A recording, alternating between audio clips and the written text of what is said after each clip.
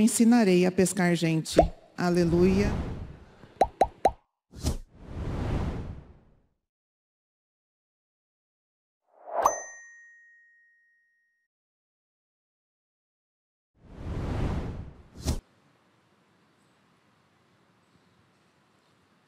O Senhor esteja convosco. Proclamação do Evangelho de Jesus Cristo segundo Lucas. Naquele tempo, Jesus estava na margem do lago de Genezaré e a multidão apertava-se ao redor para ouvir a palavra de Deus. Jesus viu 2 barcas paradas na margem do lago. Os pescadores haviam desembarcado e lavavam as redes. Subindo numa das barcas, que era de Simão, pediu que se afastasse um pouco da margem. Depois sentou-se e da barca ensinava as multidões. Quando acabou de falar, disse a Simão: avança para águas mais profundas e lançai vossas redes para a pesca. Simão respondeu: Mestre, nós trabalhamos a noite inteira e nada pescamos, mas em atenção à tua palavra vou lançar as redes. Assim fizeram e apanharam tamanha quantidade de peixes que as redes se rompiam. Então fizeram sinal aos companheiros da outra barca para que viessem ajudá-los. Eles vieram e encheram as 2 barcas a ponto de quase afundarem. Ao ver aquilo, Simão Pedro atirou-se aos pés de Jesus, dizendo: Senhor, afasta-te de mim, porque sou um pecador. É que o espanto se apoderara de Simão e de todos os seus companheiros por causa da pesca que acabavam de fazer. Tiago e João, filhos de Zebedeu, que eram sócios de Simão, também ficaram espantados. Jesus, porém, disse a Simão: Não tenhas medo. De hoje em diante tu serás pescador de homens. E então levaram as barcas para a margem, deixaram tudo e seguiram a Jesus. Palavra da salvação.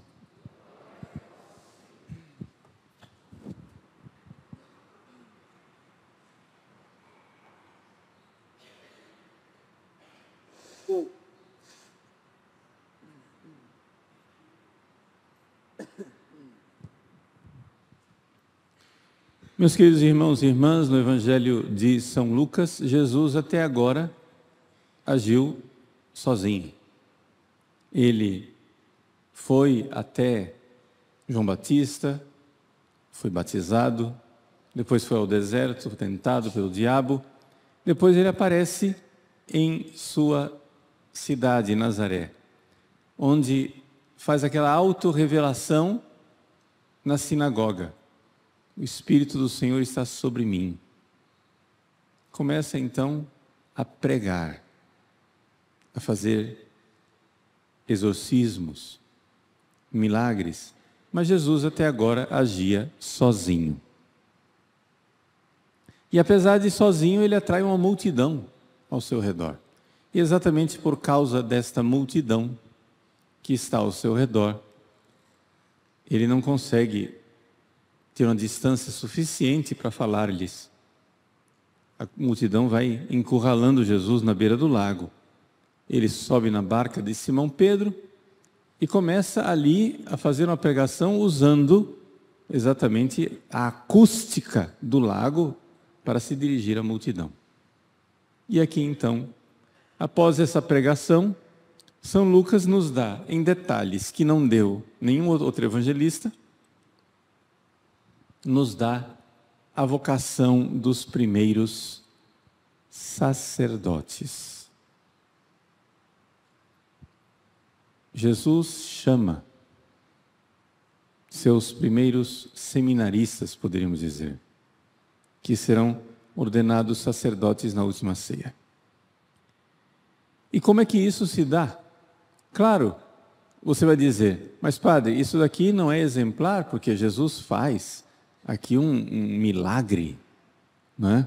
Um milagre da pesca, em que depois de uma noite de trabalho, eles jogam as redes e milagrosamente aparecem as redes rebentando de peixes que quase afundam as duas barcas. Não é assim que se dá a vocação, geralmente.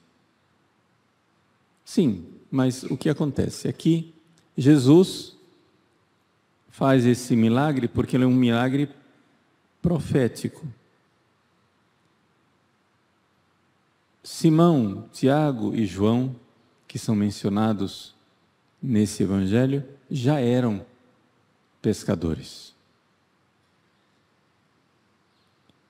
Depois de fazer esse milagre com uma pesca, com uma eficácia que vem do alto, o que Jesus quer com aquela pesca é exatamente chamá-los, não é? E diz: não tenhas medo, de hoje em diante tu serás pescador de homens.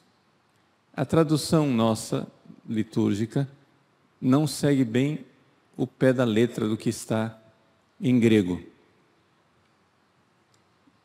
Tu serás pescador de homens, na verdade o que está lá é: tu irás apanhar homens.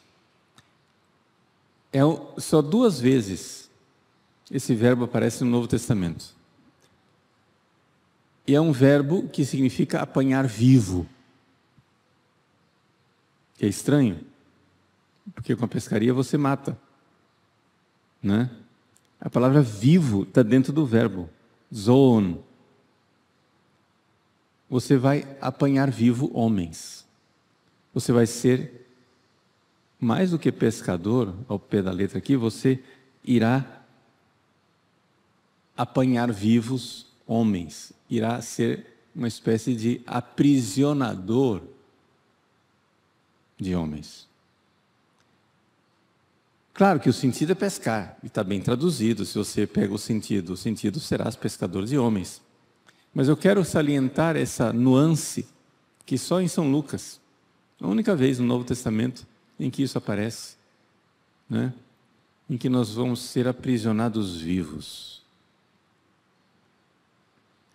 Essa realidade é a realidade do pastor de almas. O pastor de almas vê ovelhas perdidas, ele precisa reconduzi-las, precisa agregá-las, juntá-las, como aquela rede que aprisiona os peixes que estavam dispersos, para cuidar, para apacentar, para conduzir ao céu. É um gesto milagroso e profético que Jesus faz. Até aqui explicamos o Evangelho, mas não é isso que eu queria falar para vocês. O que eu queria é realmente dizer como acontece a vocação. O que é que nesse Evangelho está escrito que descreve o que realmente deveria acontecer num seminário? E o senhor vai dizer: padre, mas tudo bem, vai fazer sermão lá para os seminaristas, não tem nada a ver com isso. Tem a ver, você vai ver que serve para você também. Preste atenção, eu vou descrever como acontece com os seminaristas e como deve acontecer com você também. Veja só. Quando um seminarista entra num seminário, exatamente por ser jovem, por ser inexperiente, bom, se supõe que ninguém entra no seminário com intenções más. Todo mundo entra no seminário porque quer se dedicar, se entregar a Deus retamente. Estou supondo boa vontade. Mas exatamente essa boa vontade e essa inexperiência faz com que o seminarista facilmente, porque é isso que os jovens fazem facilmente, se percam em querer adquirir pequenas virtudes. Sim, não se espante com isso. Quantas vezes no confessionário eu vejo jovens, às vezes não tão jovens, mas a maioria jovens, que querem ser melhores, com aquela lista infinita de pecados veniais e coisas, etc e tal, de querer mudar tal e tal virtude, melhorar isso, melhorar aquilo. Beleza, ótimo, ótimo, que beleza. muito bom, mas é muito fácil a pessoa se perder nisso, quando o que o seminarista realmente precisava é uma coisa que pode se resumir em 2 palavras, que é uma coisa só: vocação / conversão. O que é isso? Entregar-se por inteiro. No encontro de Jesus com Pedro, Pedro, ainda dentro da barca, cai de joelhos no colo de Jesus, suplicando perdão. Simão Pedro atirou-se aos pés de Jesus. Simão Pedro não se afasta de Jesus, ele vai para junto de Jesus. A barca não tem muito espaço, ele se atira aos pés de Jesus ali e diz: afaste-se de mim. É Jesus quem tem que se afastar, porque ele é santo, eu sou pecador. Reconhecimento dos meus pecados. E no final do Evangelho ele diz: levaram as barcas para a margem, deixaram tudo e seguiram a Jesus. O que o jovem realmente precisa é aquela decisão firme, resoluta, de ser inteiramente de Deus. Todo inteiro, completo. Como diz Santa Teresa d'Ávila, dar-se todo al todo sin hacerse partes. Dar-se por inteiro àquele que é tudo, sem nos cortarmos em pedacinhos. É entrega inteira.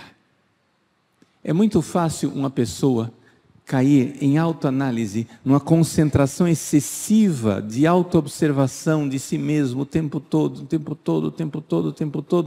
mas com isso ele não está preparando o seu ministério sacerdotal de verdade. Ele está criando uma excessiva concentração no seu ego, uma excessiva lembrança de si mesmo, quando na verdade o que ele precisa é o esquecimento total de si, é a entrega total. Entrega total. Eu não me pertenço, eu não sou meu. Dar-se todo por inteiro, entregar-se por inteiro. Foi assim que começou, e começou muito bem São Pedro. São Pedro começou bem. O edifício começou muito bem edificado, porque começou com a entrega total, com o ver o meu nada e ver o tudo que é Jesus. Vocação e conversão não são 2 coisas totalmente distintas. O que um seminarista precisaria no seminário para viver esta vocação sacerdotal que está aqui é menos olhar para as suas pequenas virtudes e defeitos, que é um ato bom, pelo amor de Deus, não estou censurando isso, mas é menos e é mais a decisão firme, resoluta, irrevogável de dizer: eu não sou meu, eu não me pertenço, eu não sou dono de mim. Entregar-me por inteiro. Entregar-me por inteiro, porque é isto que solidifica uma vocação. E aí você já está vendo que isso é perfeitamente aplicável a você que é casado, a você que não vai ser padre, que muitas vezes nós estamos perdendo a força interior de nossas vidas, porque na floresta nós estamos perdidos olhando o detalhe da árvore, enquanto na verdade precisaríamos de um holocausto, de uma entrega total.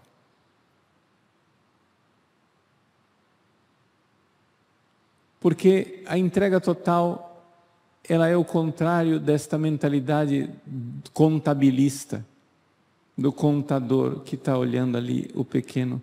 Não, até aqui eu vou, até aqui eu não vou. Até aqui é pecado, até aqui não é pecado. Espera lá, aqui ainda não é pecado mortal, aqui é só venial. Não, espera lá, isso daqui, deixa... Vejam,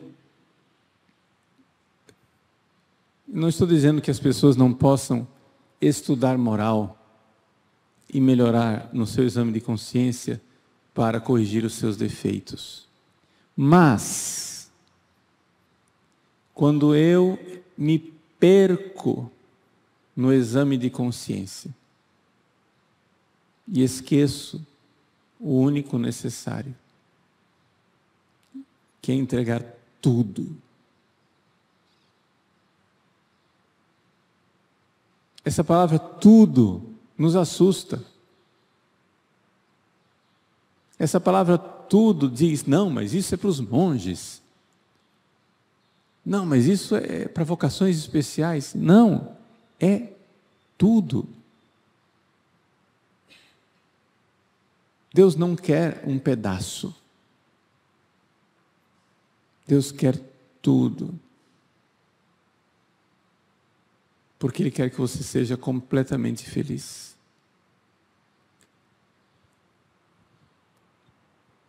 Muitas vezes, as vocações fracassam porque se perdem em cálculos mesquinhos. A pessoa entra no seminário entregando tudo e depois começa a calcular custo-benefício, perdas, danos, contenção dos danos, o que vamos fazer, cálculo, sim, não. E perde aquela atitude, a única necessária, a única irrevogável, a única indispensável, dizer, sou todo vosso, meu Deus, porque sem vós nada sou. Entregar-se por inteiro. Que a vocação de São Pedro hoje nos ilumine. É uma vocação / conversão. É uma conversão que vem junto com a vocação. Porque é um chamado para se entregar-se inteiro. O que é que nós estamos guardando de reserva técnica que não queremos entregar a Deus? O que é que nós, como crianças levadas, estamos escondendo com a mão atrás das costas assim? O que é que você tem aí na mão? Nada. Mostra para mim. Aí troca de mão e mostra a mão vazia, mas está na outra mão, porque não quer entregar. O que é que nós estamos escondendo de Deus? O que é que você diz? Tudo, Senhor, mas isso aqui, por favor, não. O que é que você não quer entregar? Esta pergunta. Ela é muito mais necessária do que aquele infinito exame de consciência, aquela lista sem fim de pecados veniais. Nota de rodapé. Eu não estou dizendo que você não precisa fazer um bom exame de consciência quando você tem pecados mortais. Os pecados mortais nós precisamos acusá-los todos, com número e agravante. Está claro isso? Beleza. Mas listas de pecados veniais, a pessoa se perde naquilo, achando que fazendo aquela lista sem fim de pecados veniais, que vai ser mais virtuosa. Mas vai perdendo a atitude da entrega. Porque aqueles pecados veniais estão lá, porque no fundo eu não quero entregar tudo. Eu me tornei calculista. Então vamos. Coragem. Ele nos chama. Ele nos quer por inteiro. Concluo contando outra vez aquela anedota, que eu já falei várias vezes, mas é muito inspiradora, de um padre que fazia uma homilia depois da Segunda Guerra Mundial. Numa pequena cidade da Itália, um oficial do exército tinha voltado da Segunda Guerra Mundial mutilado de guerra, sem uma perna. E ele, que era um homem muito forte, né? Muito cheio de vigor, varonil, ele se sentia envergonhado de ser agora um aleijado. Então ficou deprimido em casa durante muitos meses. Um dia ele resolveu ir à igreja. Era domingo e o padre fazia homilia. Ele entra com as suas muletas pela igreja, interrompe o sermão e grita no meio da igreja: Padre! O padre parou, vendo aquele oficial ali, que era conhecido na cidade, que agora, depois de tantos meses, aparecia na igreja, mutilado. Deus